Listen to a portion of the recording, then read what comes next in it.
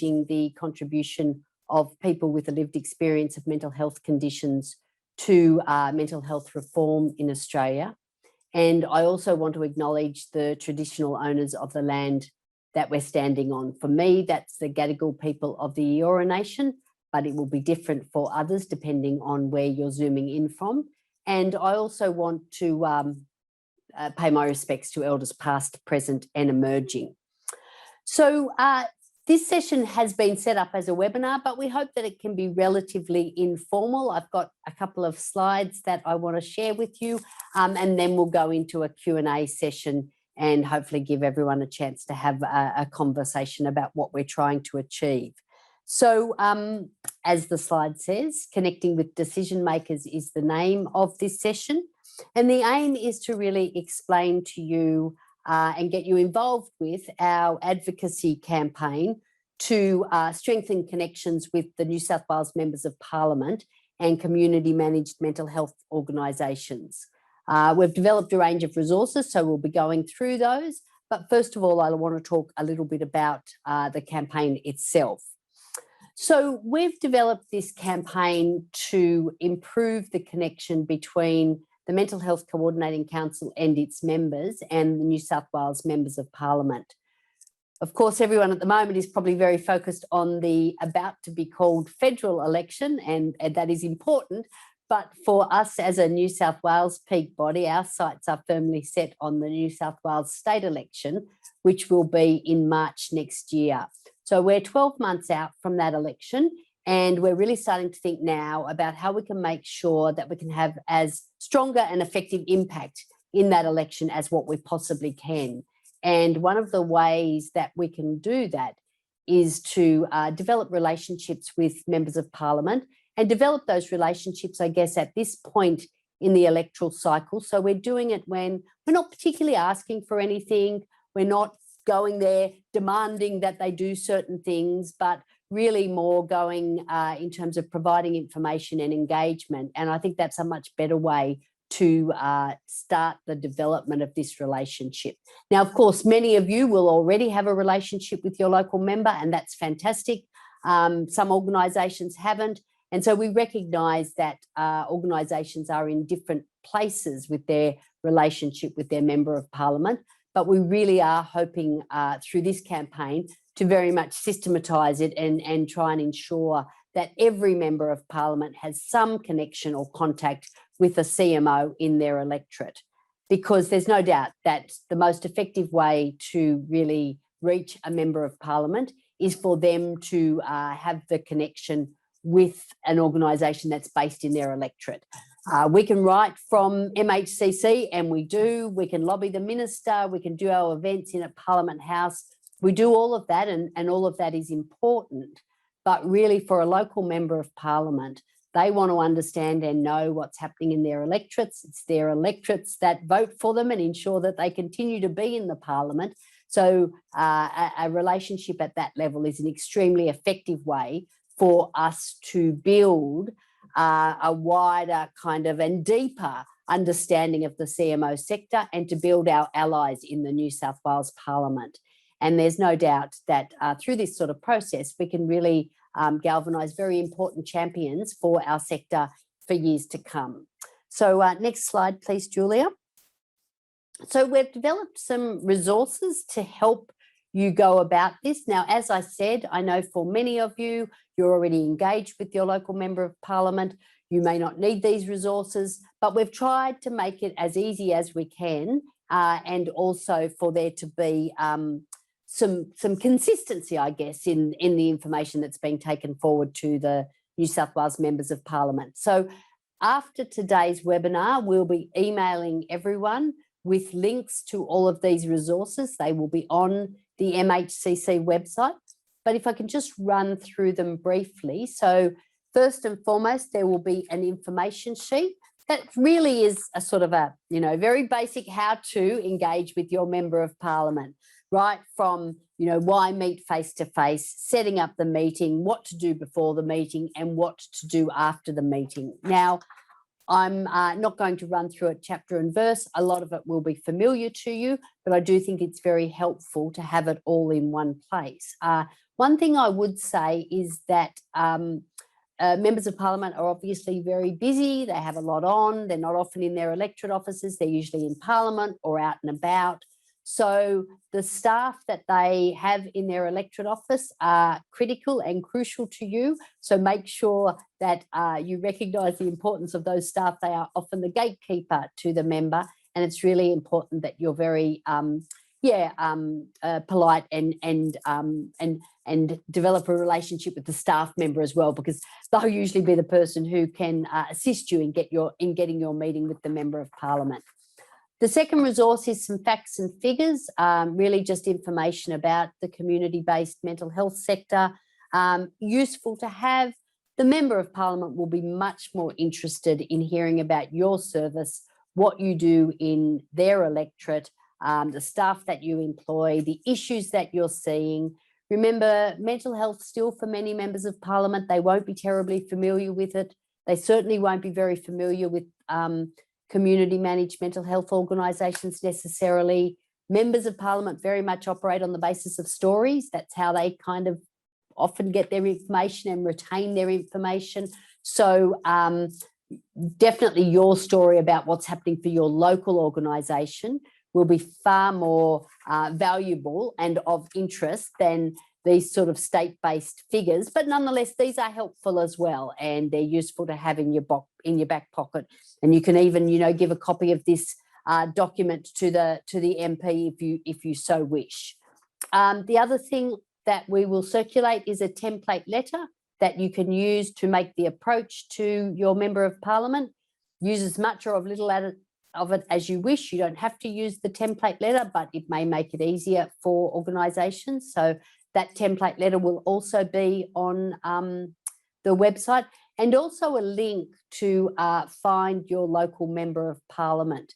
When we send this information out to you, we'll identify who the local member of parliament is for your service. But for big organisations that have, multiple sites, we've identified the member of parliament for that organisation's head office. It just simply wasn't possible to identify the member of parliament for every single service that organisation has. So you may wish as an organisation to push it down even further to your local services based in a particular member's electorate.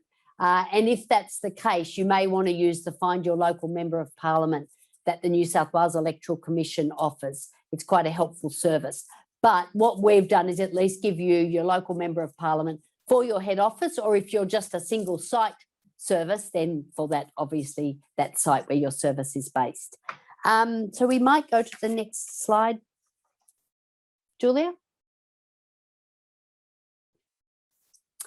So next steps, we will write, MHCC will write to all MPs in electorates across New South Wales. Now, our letter will go out tomorrow and Wednesday.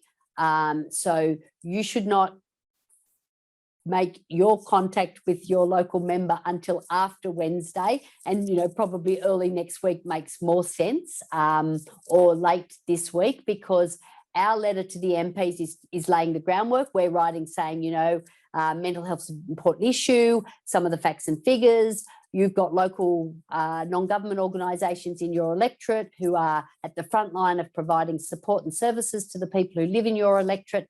They'll be getting in touch with you to organise a meeting with you. So we're kind of trying to, as I said, lay the groundwork, signal to the MP that they are likely to hear from you. And so that kind of then allows you to get in contact and say, well, you might have got this letter from the Mental Health Coordinating Council. We're now following that up and would like to have a meeting.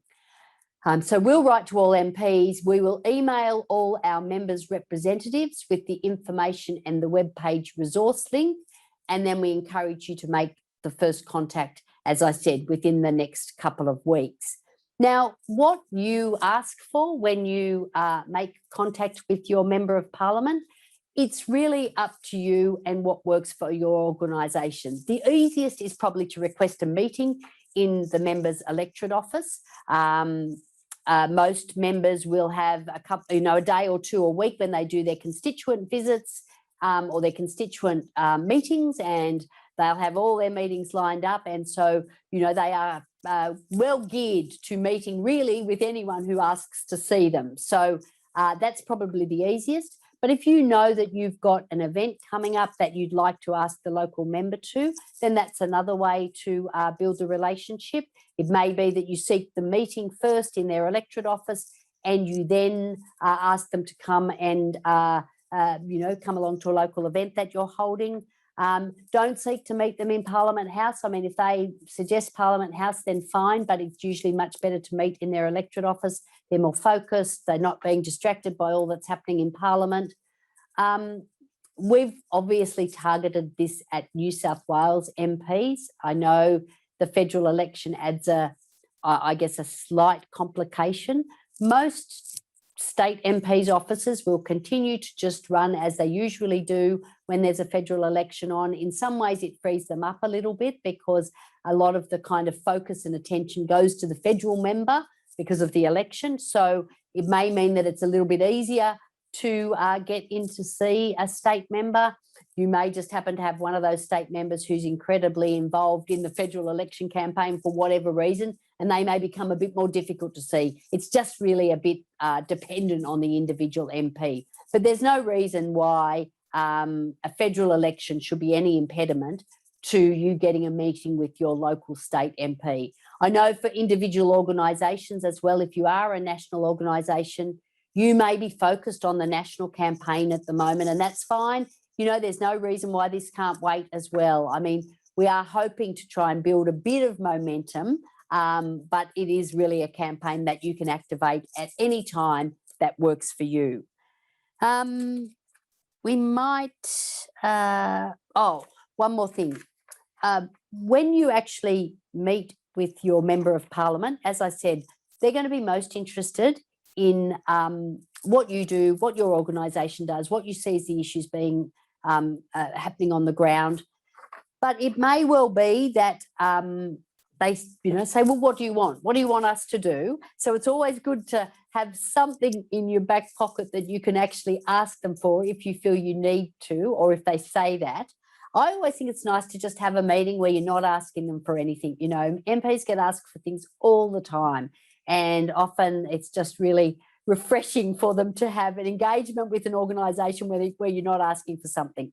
But if it does get to that sort of, some MPs are a bit like that, and they, you know, want to get to the point and they say, well, what do you want? What's your demand?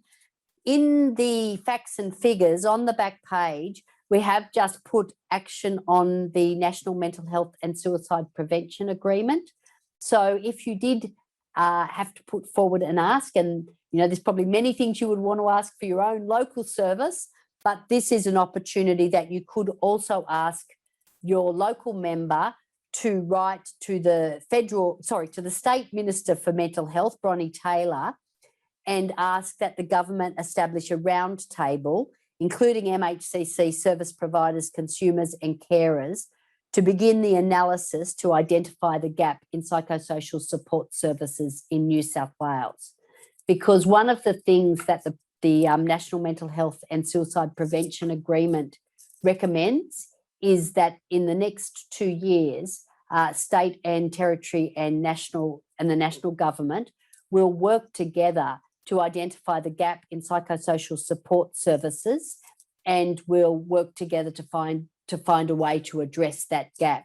You might remember that in the Productivity Commission, the Productivity Commissioner acknowledged that there was an enormous gap in psychosocial support services. He estimated that about 150,000 people across Australia are missing out on those services.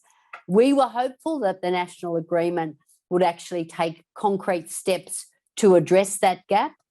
Our understanding is that the state, territory and Commonwealth governments couldn't agree on that. They couldn't agree who was responsible. They couldn't agree on what the gap was, who's going to pay for it. So they've set up this 2-year process. Now, it's not as good as getting the issue addressed immediately, but nonetheless, it does give us a process that we can really hone in on and focus to try and ensure that the gap in psychosocial support services does get properly analysed, that there is a very genuine attempt to identify what that gap is and what's needed to address it, and find the funding across both levels of government to actually be able to deliver those services. So that's a longer term campaign, and we'll be doing a lot around that. And we're also working with MIFA, which is organising a national campaign around this. But it's not a bad thing if you want something to talk to your local state member of parliament about, because we are going to need the New South Wales government to be very active with regards to this issue, because otherwise it's, it's one of those things that could easily be lost in the myriad of things that need to be done in mental health. So that's on the back page of the facts and figures fact sheet that will be available on our website after the webinar today. But as I said, you've probably got a million things you'd like to ask for your own service. And just reiterating nonetheless, make it about relationship developing. It's fine to mention some of the things your service might need, but it's better, I think, in the first instance to try and build that relationship. So that brings us to the ends of our formal slides, and we've now got time for some Q&A. So you can put your questions in either the chat function or in the Q&A box. The other thing you can do is, if you want to actually ask your question, you can, sorry, I'm just getting up the Q&A. If you want to actually ask your question, if you use your hand icon, and then Julia will allow you to talk, and then you can actually ask your question. But we've got a question already here, and it is, as a mental health promotion organisation, our office is based in Pyrmont, but our work covers the state. What's your recommendation for best approach in terms of making contact? In the past, we have contacted local MPs across areas. So my suggestion would be, with regards to this campaign, definitely contact your local member in the electorate where your office is located. So I assume Pyrmont is probably Sydney, maybe Alex Greenwich, not sure, or maybe it's Balmain. Anyway, you should contact your local member where your office is located.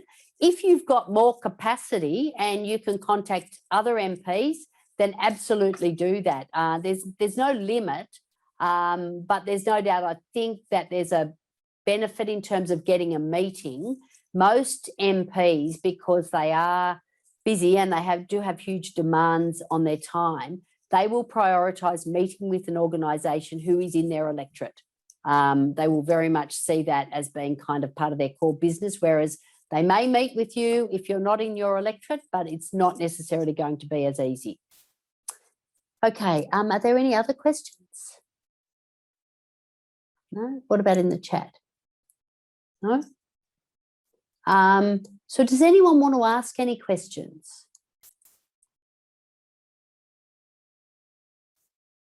You can raise your hand to ask a question. How often should we make contact with the same MP? I think that's a really good question. Again, it's a bit dependent, I guess, on what your capacity is, how much you've got to talk to them about, how you perceive that they're receiving you. You know, it's a fine balance between wanting to build the relationship and not making a pest of yourself. So my view would be, once you make the formal approach and you have your first meeting, I really wouldn't be doing it more than, twice a year, tops. But what you might want to do is also obviously invite them to events, because, whether they can come or not, that's you're not taking up their time if they can't come. If they can come, fantastic. But that sort of keeps you in their radar. But I don't know that I'd be seeking more than a formal meeting once or twice a year. The other thing is, keeping their staff informed. Often it's a good idea to just send the staff member an email, hey, thought you might be interested in this.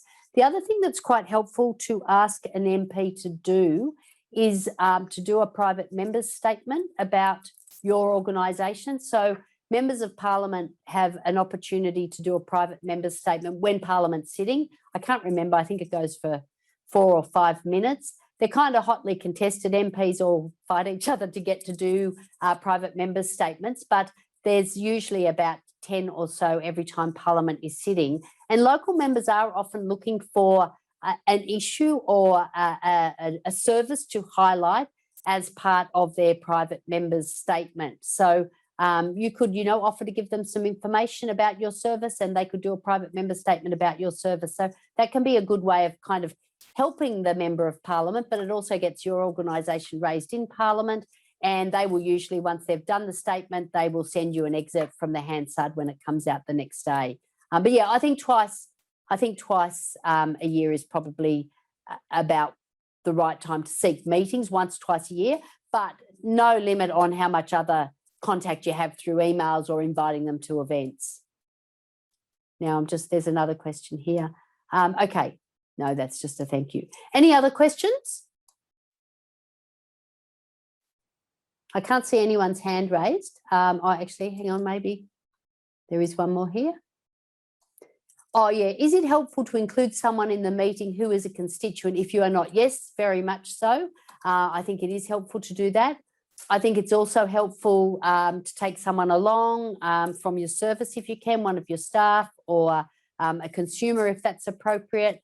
It's a good idea to just have a little bit of a kind of a coordinated approach to the meeting so that someone takes control of the meeting and people know who to speak when. Most MPs will be very upfront and want to kind of run the meeting, but some MPs will kind of say, yeah, tell me all about your service, because, they're a bit tired and they've had a lot of meetings and they want you to take control. So be ready for that. It's good to have something to give the MP. So, don't take reams of paper along. They will not read it. It's not useful. Just, 1 2-pager or one publication is what you need, not a whole ream of information.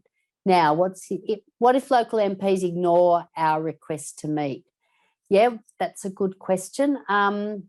Look, once you send the initial request, I would follow it up, give them 2 weeks and then follow it up if you haven't heard anything with the electorate office. You don't need to speak to the MP. You just ring up the electorate office and say, I emailed the local member. I'm keen to get a meeting with them. I know they're busy, but, can you let me know when I can come and meet? Be prepared that it might be a really short meeting. So that's, make sure you've got your elevator pitch. If you get longer, fantastic, but make sure you've got your kind of 15-minute elevator pitch already. To what extent should we be publicly critical if the positive response is not forthcoming? Yeah, look, in my view, I don't think that's terribly helpful to be publicly critical if the positive response is not forthcoming. You don't know. I'm sure you do understand, but members of Parliament get so much email traffic, like an extraordinary amount. So you don't know if the reason why the MP didn't respond is because, they've got a slack electorate officer who didn't pass it on, or it got lost in the wash, or there could be all sorts of reasons. So I don't think it's helpful to be publicly critical. I just think that sours the relationship. I do think that ministers are a bit different. Ministers will have far less time in their electorate. They will be far more focused about who they meet with. They'll probably focus their attention on individual constituents who've got problems, health, housing, whatever it is. So it can be harder to get a meeting with a minister, and you may have to wait quite a long time. But if your member's not a minister, there really should be no reason why they don't meet with you eventually. And I think it's just a matter of being persistent. It's the bread and butter of what they do. It's what their job is. So they really should be meeting with you.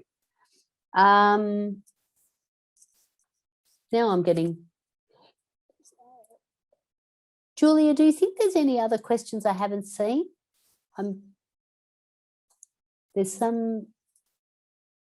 Sorry, people, I'm just trying to follow through the questions. Can MHCC assist with identifying and articulating broader issues to raise with the MP? Yes, definitely, and that's what we have tried to do in our... So there's 2 fact sheets we're providing. One is engaging your Member of Parliament, So that is very much about the kind of nuts and bolts of how to do it. The second is Facts and Figures, community-based mental health. And that tries to give you more information about some of the key issues more broadly for the community-based mental health sector. So we can definitely identify things that you can raise, and there'll be a contact point when we send the email out, and you can come back to us if you've got, if you need assistance, or if you're anxious about it, if you want us to provide you with more support about what to raise, we can definitely do that. I mean, mental health is such a topical issue at the moment, and members of parliament, you'll get some members of parliament who will be very aware and understanding of it and have good knowledge, but a lot won't. And I think they will really relish the opportunity to be able to talk to an organisation who's working at the front line and who can really help them understand mental health better, who can help them understand the issues. MPs, no surprises, they will get a lot of constituents who come into their office with mental health issues, and they really struggle to know how to best assist them. So there is a lot of interest from MPs in mental health. So I'm hoping that they will be quite receptive to the campaign. But, if you really had to think about what were the broader issues, I would say the impact of COVID. They will all be interested to know what the impact of COVID is. There's the bilateral agreement that the New South Wales government has just signed with the federal government that sets out a whole lot of new services that are going to be funded in New South Wales. Some of them aren't so new as well, but there are some new services. And of course, there is, as I mentioned earlier, the implementation of the Productivity Commission Recommendation 17 and what is in the National Mental Health and Suicide Prevention Agreement, and that opportunity to ask the MP to write to the state minister to set up this roundtable, because we very much want to be involved in this analysis of the gap in psychosocial mental health services. And it's a very usual thing that a state MP would write to the minister, and that's whether your member of parliament is a coalition member of parliament or a Labor or an independent or a Green member of parliament. It's a standard process that when there's issues, they will write to the minister and raise those issues with the minister. So I hope that helps, Bill, but very happy to provide more detail or information. Okay, let me just see. Any other questions? No, I think we've got, just looking at the chat. Okay, so there's some information in the chat with a link to the facts and figures. Okay, well, we're at the end of our time, but I might just do one quick more. Any other questions that people want to ask? Just checking, it looks like I think we've answered all of those. The other thing I will mention is that we're very much doing this campaign as a lead into our parliamentary forum that we will be holding in June. So every year we have a parliamentary a forum in a Parliament House with parliamentary friends of mental health. Many of you will have been to that forum, and we have a guest speaker, and we invite members of parliament, and we invite our member organisations. We usually have a lunch afterwards, an informal lunch. So it's an opportunity for members of parliament to meet their local CMOs, and an opportunity for you to engage with your local member of parliament. And so we're hoping by doing this campaign, by the time we get to that event, there'll be a greater engagement and a greater interest in that event, because it will come off the back of this campaign. The only other thing I would say, and I'm sure that you're all probably aware of this as well, you might need to explain to your local member what a community managed mental health organisation is. That CMO language, while it's very familiar in our sector, is not necessarily very well recognised outside our sector. Members of parliament will be much more familiar if you say, you're a non-government mental health organisation. I think that will help them understand exactly what you do, and that's important, that they get that you are non-government, that you are operating in the community. All right, everyone. Well, look, I think that brings us to the end of the webinar. Thank you very much for attending. Thank you in advance for your participation in the campaign. As I said, we are hopeful that we'll get a bit of momentum, and there'll be a kind of an influx of requests to members over the next couple of weeks, but it is very much something that you can pick up and run with at any time, because it really is about developing that relationship and then nurturing that relationship going forward, so that then when there is something that you need, you've already got the relationship. It's much easier to make a request when you've already got a relationship with your local member of parliament, rather than the first time you go to see them is when you really got a problem and you're you're kind of cranky and a bit annoyed with them. Not to say that you shouldn't go and see them in those circumstances as well.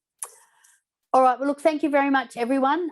Keep in touch. We want to hear how it goes. You'll be sent the email this afternoon. The information will be on our website, and we'll be writing to the state MPs tomorrow. So, yeah, thanks very much for attending. Look forward to hearing about it. Have a good afternoon.